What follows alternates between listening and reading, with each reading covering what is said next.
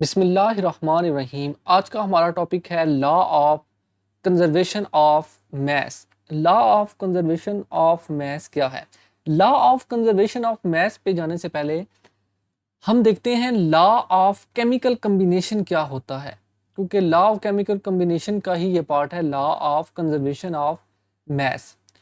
तो law law of chemical combination ये क्या है? Law of chemical combination basically 17th century के अंदर साइंटिस्ट ने ऑब्जर्व किए कुछ सर्टन रेगुलेटरीज और definite patterns in mass volume mass mass volume volume relationship between the reactants and products. ठीक है, प्रोडक्ट्स और रिएक्टेंट के दरमियान मैस वॉल्यूम मैस मैस और वॉल्यूम टू वॉल्यूम कुछ सर्टन पैटर्न्स और कुछ डेफिनाइट रेगुलरिटीज़ को देखा गया। इन्हीं कुछ सिमिलरिटीज़ की बुनियाद पे हमने कुछ ग्रुप्स बना दिए in the form of 5 laws. ठीक है, इन्हीं सिमिलरिटीज़ की बुनियाद पे हमने ग्रुप किए in the form of 5 laws. अब ये लॉज क्या हैं? बेसिकली जो 5 लॉज हैं जिन्हें हम डिस्कस करेंगे, अब ये जो 5 लॉज हैं जिन्हें हम डिस्कस करेंगे बेसिकली ये क्या है? बेसिकली ये डील करते हैं composition of substance by mass और वॉल्यूम। ठीक है, और यही पांचों के पांचों लॉज ये क्या कहलाते हैं? लॉज ऑफ केमिकल कम्बिनेशन, या इनका एक और नाम है, हम इन्हें कहते हैं लॉज ऑफ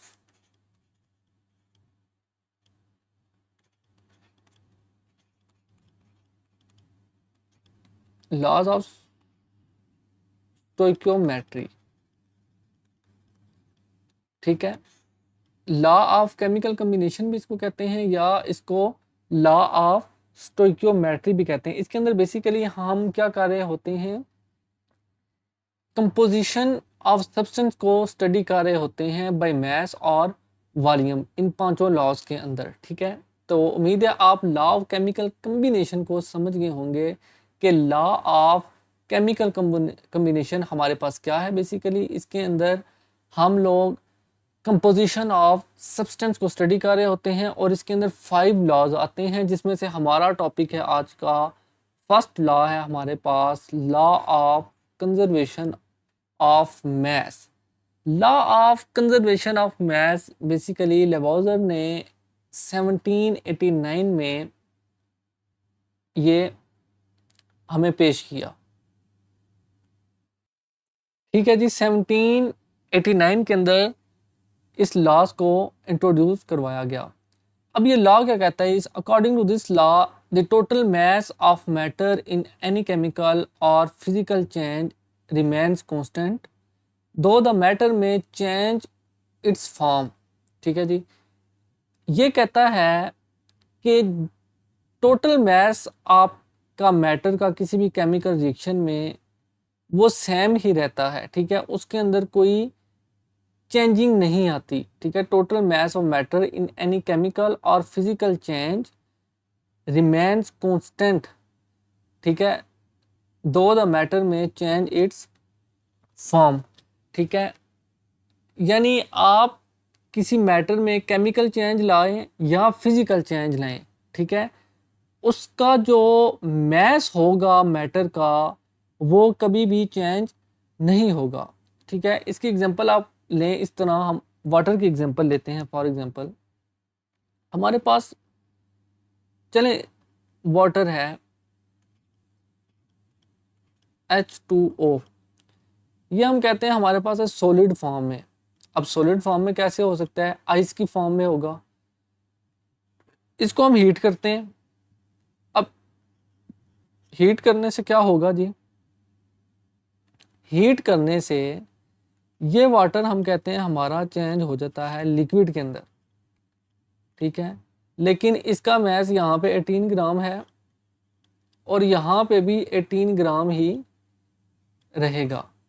ठीक है जी, इस बात को आप समझ गए हैं कि हमारा जो मैस है वो कभी भी चेंज नहीं होता। ठीक है, फिजिकल स्टेट चेंज हो सकती है, जैसे हमारा सॉलिड से गैस में जा सकता है, सॉलिड से लिक्विड में, लेकिन जो मैस है वो कतन चेंज नहीं होता। सेकंड देखें, in any chemical reaction the total mass of the system before and after the reaction is same, it may however undergo a change in its physical form. यानी ये स्टेटमेंट ऊपर वाले स्टेटमेंट को ही support कर रही है basically कि किसी भी केमिकल रिएक्शन के अंदर टोटल मास है हमारे जो सिस्टम का वो before and after the reaction is the same. जैसे ये बिफोर द रिएक्शन यहाँ पे वाटर का जो मास था वो था 18 ग्राम, हीट किया, रिएक्शन हुआ, और आफ्टर हीटिंग जो मास है प्रोडक्ट का वो भी 18 ग्राम है। यानी mass of the reactant is equal to mass of the product. ठीक है जी, क्लियर है यहाँ तक। अच्छा, नेक्स्ट देखें जी, एक और तीसरी स्टेटमेंट है जो इसी को सपोर्ट कर रही है। According to this statement matter is neither created nor destroyed as a result of any chemical और फिजिकल चेंज। ठीक है, यानी मैटर को ना तो आप बना सकते हैं और ना ही आपको उसको ख़त्म कर सकते हैं। ठीक है, चाहे आप कोई फिजिकल चेंज लेके आए, चाहे आप केमिकल चेंज लेके आए, मैटर को आप ख़त्म नहीं कर सकते। वो एक फॉर्म से दूसरी फॉर्म में कन्वर्ट हो सकता है, लेकिन वो मैटर आपका आप डिस्ट्रॉय नहीं हो सकता या आप उसको बना नहीं सकते। लाइक एज मैं कहता हूँ कि हम पेपर को जलाते हैं अगर, तो पेपर का जो वेट है उसके पीछे जलाने के बाद राख बच जाती है, तो क्या वो दोनों सेम होंगे? यानी क्या हम कह सकते हैं कि जो मैस था पेपर का वही जो हमारे पास बाद में राख बची उसका भी वही मैस होगा? बिल्कुल नहीं होगा। लेकिन अगर हम देखें कि जब हमने हीट अप किया पेपर को, हीट अप करने के बाद कुछ जो पेपर है वो गैस की फॉर्म में कन्वर्ट हो गया, कुछ गैसेस की फॉर्म में कन्वर्ट हो गया।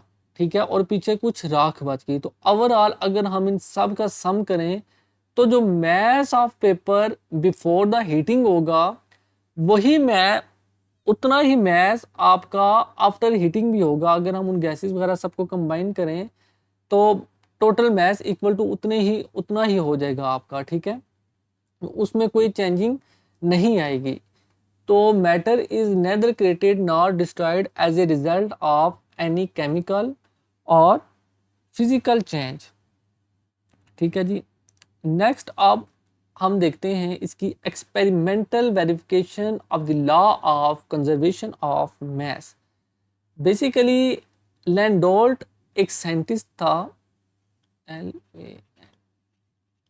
ये लैंडोल्ट एक साइंटिस्ट था जी जिसने वेरीफाई किया लॉ ऑफ कंजर्वेशन ऑफ मास को। ठीक है, इसने बेसिकली परफॉर्म किया एक एक्सपेरिमेंट। इसने ये ऑपरेटर्स लिया, ये एच शेप्ड ग्लास ऑपरेटर्स था। ठीक है, इसको इसने यूज़ किया। इसकी एक लिम्ब के अंदर इसने सॉल्यूशन डाला NaCl का एक्वस फॉर्म, और जो दूसरी लिम्ब है उसके अंदर इसने सॉल्यूशन डाला सिल्वर नाइट्रेट का। ठीक है जी, अब ये जो ट्यूब थी ये कम्प्लीटली सील थी और इसका हमने क्या किया, इसका वेट किया उसने। ठीक है, इसका वेट किया, देन वेट करने के बाद उसने इस ट्यूब को जो दोनों रिएक्टेंट्स हैं उनको क्या किया, रिएक्ट करवाया। ठीक है, बाय इन्वर्टिंग द ट्यूब। ठीक है, इन दोनों, ये भी रिएक्टेंट है और ये भी रिएक्टेंट है, इन दोनों का इसने आपस में रिएक्शन करवाया। ठीक है, बाय इन्वर्टिंग द ट्यूब। ठीक है, जब रिएक्शन इनके दरमियान में हो गया तो आप पहले इसका देखें रिएक्शन क्या होगा। सिल्वर नाइट्रेट रिएक्ट करेगा NaCl से, तो हमारे पास आएगा सिल्वर क्लोराइड सॉलिड फॉर्म में, वाइट प्रेसिपिटेट्स बनेंगे इसके, और साथ में हमारे पास आएगा सिल्वर नाइट्रेट एक्वस फॉर्म के अंदर। ठीक है, आफ्टर रिएक्शन हमें ये दो चीज़ें मिल गई। देन उसने अगेन आफ्टर रिएक्शन, जब रिएक्शन आपका हो चुका तो उसने अगेन ट्यूब को वेट किया और उसने देखा कि weight before the reaction is equal to the weight after the reaction. ठीक है, यानी जो वेट रिएक्टेंट्स का पहले था, जब उसने बाद में प्रोडक्ट रिएक्शन हो गया उस वक़्त उसने देखा, तो तब भी आप वो जो वेट था वो बिल्कुल इक्वल टू द रिएक्टेंट था, यानी वेट बिफोर द रिएक्शन, जब सिल्वर नाइट्रेट और NaCl ने रिएक्शन नहीं किया उस वक्त जो वेट था वो आफ्टर रिएक्शन करने के बाद जब ये हमारे पास प्रोडक्ट आया तो इन दोनों का मैस आपस में क्या था, इक्वल था। ठीक है, क्योंकि ये बिल्कुल एक किस्म का आइसोलेटेड सिस्टम था आपका कि इसके अंदर कोई गैसेस वगैरह आपकी रिमूव नहीं हुई, इवैल्यूएट नहीं हुई, तो इस वजह से ये लैंडोर्ट ने जी इसको वेरीफाई किया law of conservation of mess को। ठीक है, अब एक एग्जांपल यहाँ पे देखें कि हमारे पास फॉर एग्जांपल मीथेन है, ये रिएक्ट कर रही है ऑक्सीजन के साथ, 2 मोल ऑफ ऑक्सीजन के साथ, तो यहाँ पे मीथेन का जो मैस है वो 16 ग्राम है, एटॉमिक मैस, मॉलिक्यूलर मैस, और यहाँ पे जो हम 2 मोल्स ऑफ ऑक्सीजन गैस ले रहे हैं इसका जो है हम मल्टीप्लाई करेंगे, यहाँ पे एक ऑक्सीजन का मैस है हमारे पास 16, 2 का हो जाएगा 32, और 32 को हम मल्टीप्लाई करेंगे 2 के, तो ओवरऑल हमारे पास जो इनको इसका और इसका सम आएगा वो आएगा हमारे पास 80। ठीक है, ये हमारे पास आता है 80 ग्राम्स। यहाँ पे आते हैं आफ्टर रिएक्शन। ठीक है, ये बिफोर द रिएक्शन इन दोनों रिएक्टेंट्स का जो वेट है वो है 80 ग्राम। अब आफ्टर द रिएक्शन हमारे पास कार्बन डाइऑक्साइड बनी और हमारे पास 2 मोल ऑफ वाटर हमें रिसीव हुए। अब कार्बन डाइऑक्साइड का जो मॉलिक्यूलर मास है वो है हमारे पास 44 ग्राम्स, जबकि हमारे पास जो वाटर है 2 mole of water, 1 mole of water का जो एटॉमिक मास होता है, मॉलिक्यूलर मास होता है वो 18 ग्राम होता है। तो यहाँ पे 2 मोल्स ऑफ वाटर हैं तो 18 को 2 से मल्टीप्लाई करेंगे और इन दोनों का जब सम करेंगे तो हमारे पास जो आंसर आएगा वो आएगा 80 ग्राम।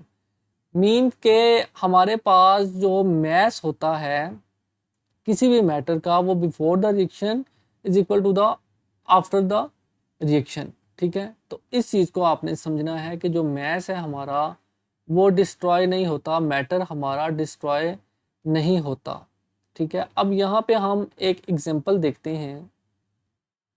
ये हमें एक एग्जांपल दी गई है जी, इसमें कहा गया है कि when 4.2 gram of sodium bicarbonate is added to a solution of acetic acid weighing 10 gram, mean 4.2 gram हमें दिया गया है सोडियम बाइकार्बोनेट और 10 ग्राम हमें दिया गया acetic acid. It is observed that 2.2 gram of carbon dioxide is released into atmosphere. The residue is found to weigh 12 gram. Show that these observations are in agreement with the law of conservation of mass. ठीक है जी, हमने show करना है इस observation को कि ये agree करती है law of conservation of mass. तो इसको सॉल्व करते हैं एग्जांपल को। इसमें फर्स्ट ऑफ ऑल तो देखें हमें जो इनिशियल मैस दिया गया है, यानी बिफोर द रिएक्शन हमारे पास जो इनिशियल मैस है वो कितना है। इनिशियल मैस को अगर देखा जाए तो फर्स्ट ऑफ ऑल हमारे पास ये 4.2 gram of sodium bicarbonate, 4.2 gram of sodium bicarbonate plus हमारे पास क्या है 10 grams of acetic acid plus 10 gram of acetic acid. तो इनिशियल हमारे पास मैस इनको ऐड अप करें तो हमारे पास आ गया 14.2 ग्राम। ठीक है जी, ये हमारे पास आ गया 14.2 ग्राम। अब यहाँ पे हम देखें, अब फाइनल मैस हम देखते हैं कितना है। इनिशियल का हमें पता चल गया, अगर तो फाइनल भी इसके इक्वल आ गया तो इट्स मीन कि ये law of conservation of mess को ओबे करता है। अब फाइनल में हम देखें तो हमें दिया गया है 2.2 gram of carbon dioxide is release. ठीक है, रिएक्शन हुआ तो 2.2 grams of carbon dioxide release होगी, then the residue is find to weight 12 gram. हमारे पास रेसिड्यू बच गया 12 ग्राम। ठीक है, तो ये टोटल कितना हो गया 14.2 ग्राम। ठीक है, तो इस तरह देखा जाए तो initial mass is equal to the final mass. ठीक है जी, ये आप कह सकते हैं कि weight before the reaction is equal to the weight after the reaction.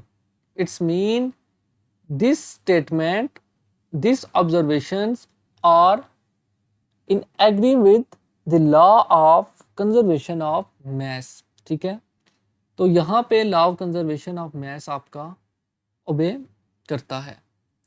तो ये था जी हमारा law of conservation of mess.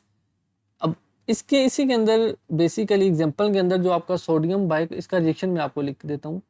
Sodium bicarbonate आपका रिएक्ट कर रहा है एसिटिक एसिड के साथ, तो बेसिकली प्रोडक्ट में हमें क्या मिलेगा, यहाँ पे आपका साल्ट बन जाएगा CH3COO प्लस आपकी कार्बन डाइऑक्साइड यहाँ से इवॉल्व होगी और water H2O plus carbon dioxide. ठीक है, ये इस बेसिकली रिएक्शन का, ये रिएक्शन था इस स्टेटमेंट का। ठीक है जी, तो ये था हमारा law of conservation of mass. ठीक है, इसमें हमने बताया था कि टोटल मैस किसी भी मैटर का वो कंजर्व्ड रहता है। ठीक है, वो बिल्कुल भी चेंज नहीं होता। ठीक है, उसकी फिजिकल फॉर्म चेंज हो सकती है। ठीक है, सॉलिड से लिक्विड में जा सकता है, लिक्विड में सॉलिड, लिक्विड से सॉलिड में जा सकता है, सॉलिड से गैस में जा सकता है, बट जो मैस ऑफ मैटर है वो चेंज नहीं होता।